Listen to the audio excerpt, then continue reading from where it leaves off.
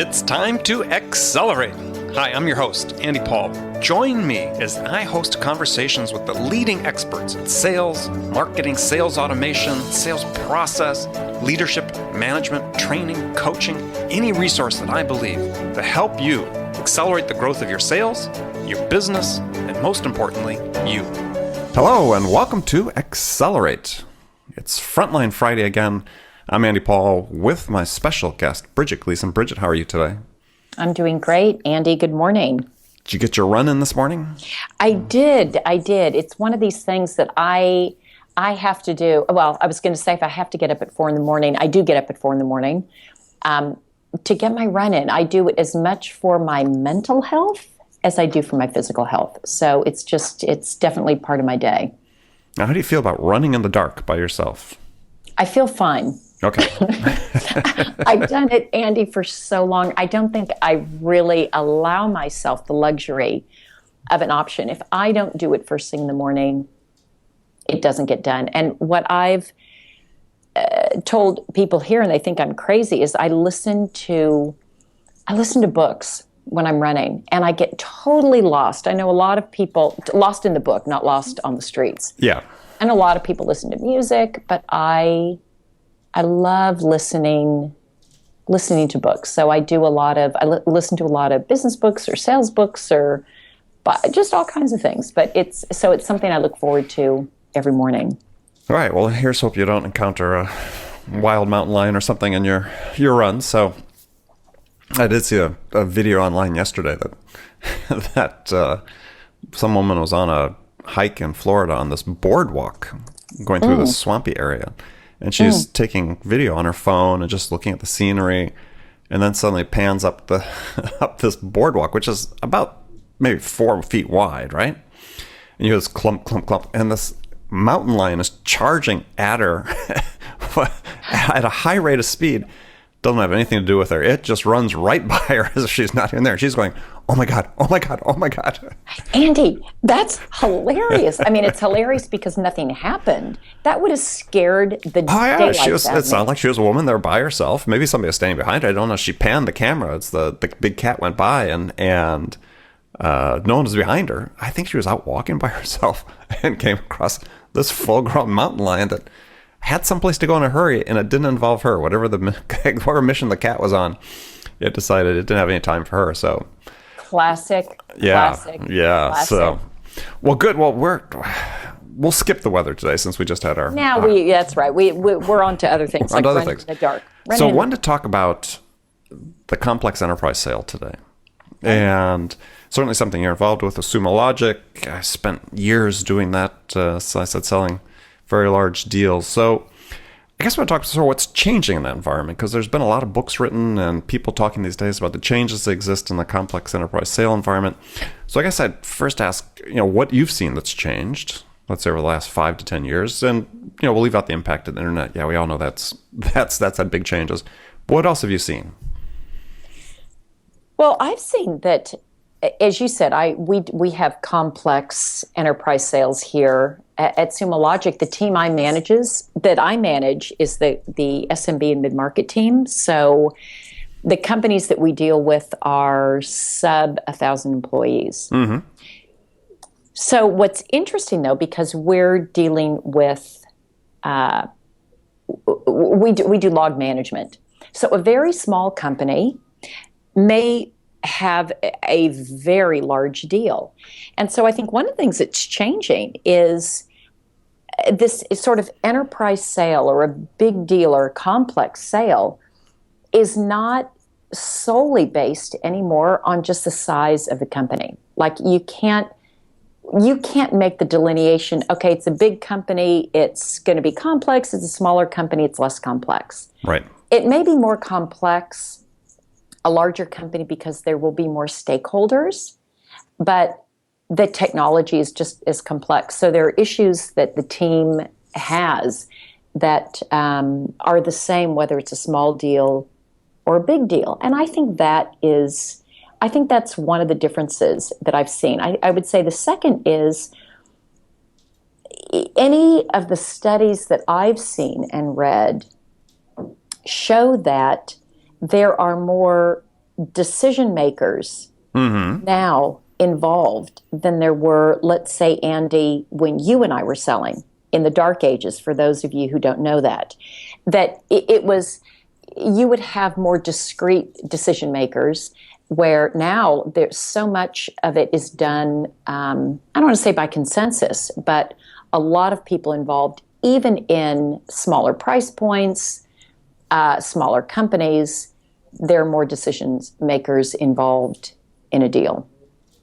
Yeah, that's interesting. Let's spend a minute on that, because, yeah, certainly that data's out there. The CEB has talked about that in their latest book, about 5.4 decision makers on every deal. That, to me, that really, let's say selling to large enterprise, to me, that's not a whole lot different than what my direct experience was selling to major companies, and the largest companies in the world, is that, there were always multiple buyers, not just influencers, but people that are, at the end of the day, they were sitting around a table making a decision. Yeah, the CEO, might sign off on it, but it was still being recommended by a committee, by a group of people for the CEO to sign off on. So maybe it hasn't changed for the large, complex deals. Yeah, we've always had a lot of buyers there. I think you move further down and you have more buyers. So perhaps this concept of an enterprise sale or a complex sale, or whatever you want to call it, it's not isolated anymore to just the largest companies. Right. And the complexity really comes from really the product you're selling, as opposed to the complexity of dealing with a large enterprise.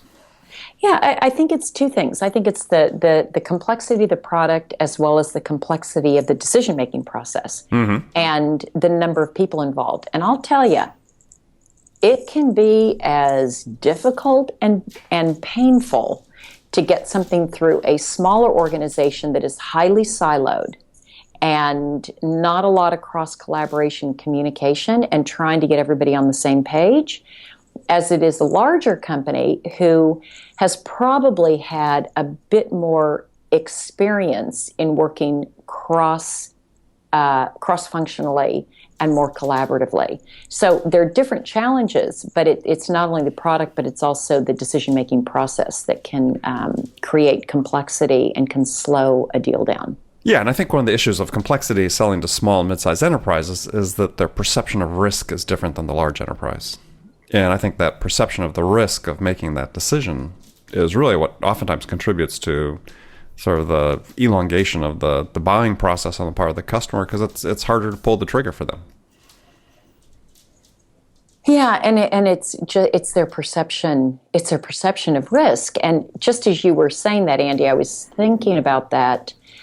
For a large company, we're dealing in bigger numbers, bigger impact, bigger groups, bigger visibility across the org if they make a mistake. And so prevailing wisdom may say, gosh, that's a bigger risk. However, you go to smaller companies that, it's not the magnitude, but relatively speaking, they may have the same perception as of it being a huge risk as a larger company that maybe the deal size is 10x what a small company is. But when you look at it relatively speaking, both feel that these are risky to make a move. So I don't think we can assume that because it's a smaller company and a smaller deal size that they don't view it as risky. Oh yeah, no, I was saying maybe I wasn't clear. I mean, I think part of the reason in small companies and small enterprises the deals take longer because they do believe it's riskier. Yeah, I agree. Relative to their deal size. So, yeah, if I wasn't clear, that's the point I was trying to make. Is that's sometimes why you can sell the same product at the same price point to a larger enterprise and a smaller enterprise, and you would think, the smaller enterprise will be more nimble and there are fewer levels of decision makers and influencers, and they can gather to make a decision more quickly. And it just really doesn't work that way most times. And I think it takes as long, sometimes, if not, as you mentioned, oftentimes longer for the smaller company, just because they understand the risk involved, and it's a bigger impact on them one way or another if it doesn't work out. Well, I'm glad. I may have been the only one who missed the point there, Andy, and got it the other way around. And I think there's also this perception, because I agree with you 100%. It's risky also for these smaller companies. There's this perception that an SMB sale or even a mid-market sale should be a high-velocity sale, and meaning it should just be quick. They're going to make decisions quick. It's a smaller dollar amount. Doesn't work that way. It does not work that way. But, and especially when you get, let's say, if and I've seen this also, where you have, let's say, sales leadership that comes from let's say an enterprise or field oriented background. Again, if they're not in it, the perception and the understanding is, well, the smaller deals, it should just be quicker, and they model it that way and they set it up that way, and the reality, as you point out, is not that at all, and they're in for a big surprise, and not a good one. Yeah, I mean, a good rule of thumb is, and I know it's different with SaaS sales, but I mean, for people who aren't selling SaaS products, is with small and mid-cap enterprises is total deal size, total commitment that they're making. What fraction of their revenues does that equal? Right? I mean, if it's going to be, oftentimes you'll see, and certainly it was experiences I had for a long time, it was a much higher percentage of their annual revenue than the large enterprises we were selling to. So that's sort of where people begin their sort of perception of the risk, is like, okay, this is a huge dollar investment for us. This better be the right decision. And we're going to take more time to evaluate this and really make sure we're making the best decision. Now, granted, there is no best decision, but I mean, that's sort of the perspective they take on it. Yeah, that's a good point. And that's a good thing for everyone to keep in mind, is it's, percentage of revenue. It's just a rule of thumb. I mean, it's just a place to start. If you're wondering, okay, why is this deal seeming to take so long? Well, really, how big is this deal compared to their sales? Right. So one of the things that's sort of in line with that is that I've been reading about and hearing more about from companies out there selling, is that buyers seem to be more focused now sort of on really making sure they really understand the economic impact of the purchases they're making. And this is putting more pressure on sellers to really deliver the goods in terms of the insights and the knowledge and even the data they provide the buyer to help them understand the value they're really going to extract from the investment they're making. Do you think that's different, Andy, than what we experienced when we were selling, again, back when dinosaurs... Well, that's why I was asking the question, because I've been seeing this more and hearing this talked about, but it's like, okay, well, because it seemed like everybody always wanted to make a good financial decision, but there are people contending that buyers are even more focused on it now. And I was just wondering if you're seeing that and what you do. I'm seeing it, but I don't know, I guess from my perspective, I don't know that I'm seeing it more or less than I've ever seen it. People have cared about it as long as I can remember. Maybe it's that it's easier to do an evaluation. It's easier to, again, there's so much information out there that would enable you to do it more easily and to compare different offerings and what the ROI is. I'm not sure. I wouldn't say that I don't think there's any more emphasis on it than there ever was before. Well, I think part of what's being driven by is that, and we've seen reports of this, I've been in the newspapers even, about how investments in technology really aren't paying off the way that in terms of productivity, whatever level of measure people are using, is that haven't really been paying off the way that people expected. And so now it's like going back and saying, okay, well, what are we going to do different to really analyze this to make sure we truly understand what we're going to get out of this? So I don't think it was necessarily that it was oversold, but I think that people buyers were accepting the assumptions maybe too easily. And so now they're saying, look, after 15, 20 years of really seriously investing in technology and seeing what the impacts are or are not, this is what we have to do now to make sure we really understand what we're going to get from this. Boy, I have a smile on my face because I'm thinking about our CFO again, looking at our sales stack. You and I talked about that in a previous conversation. Mm-hmm. Looking at our sales stack and saying, why do you need all these tools? What's the return on investment? How is it help? Like, always wants to know what the return on investment is going to be. And I tell you, I'm challenged sometimes, especially, and I'm talking just about sales tools, but you look at anything. I'm sure people say the same about Sumo Logic and log management. How do you justify and how do you analyze the return on investment given other tools they may have that address something similar?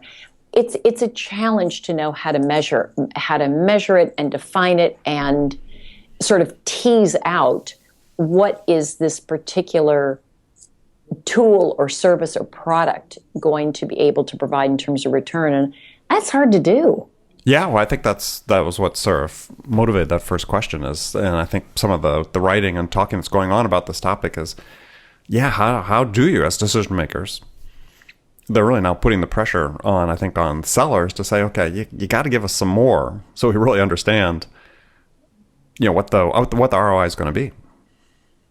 I'm not sure what that more is. I mean, and that sort of goes with a piece is in a complex sale, buyers looking for more, the term that we see all the time, more business acumen from the seller to really, and I think that's part of what's driving it.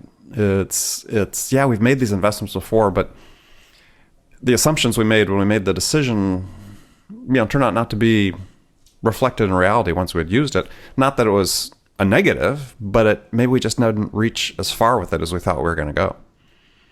Right.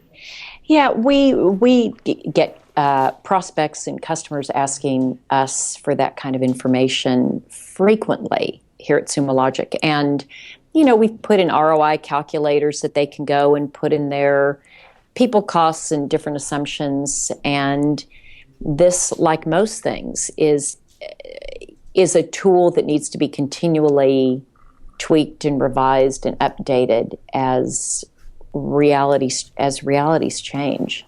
And some customers look at it, or prospects, and say, God, that's really helpful.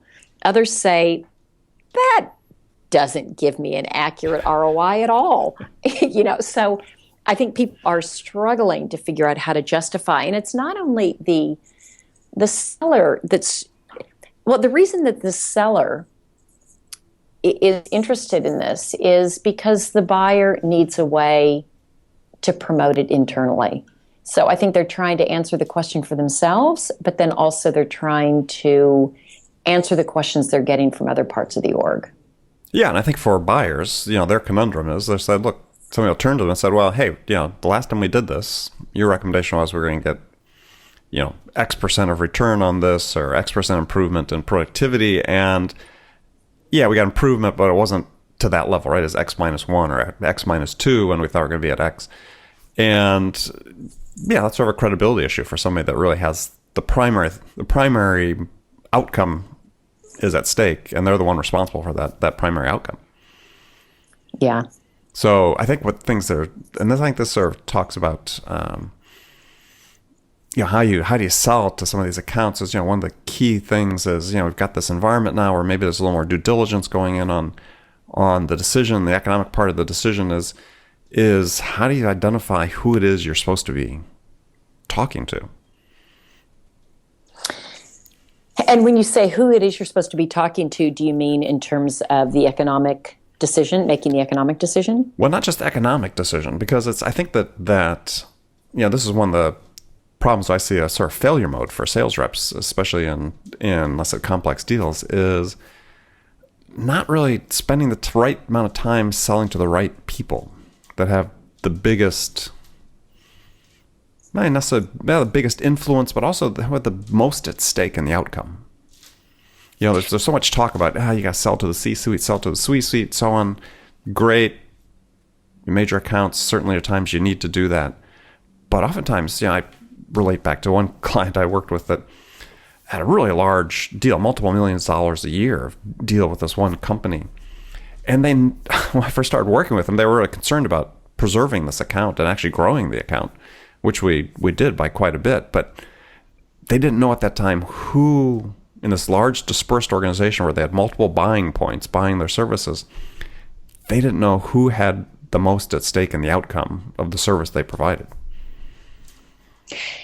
Well, and it's not a zero-sum game. It's not like one person. I think it goes back to what you and I were talking about earlier in this conversation, which is multiple people are involved in the buying process and the decision-making process, and that does make it more complex for salespeople because it's not you're not targeting one person. Okay, I found the decision maker.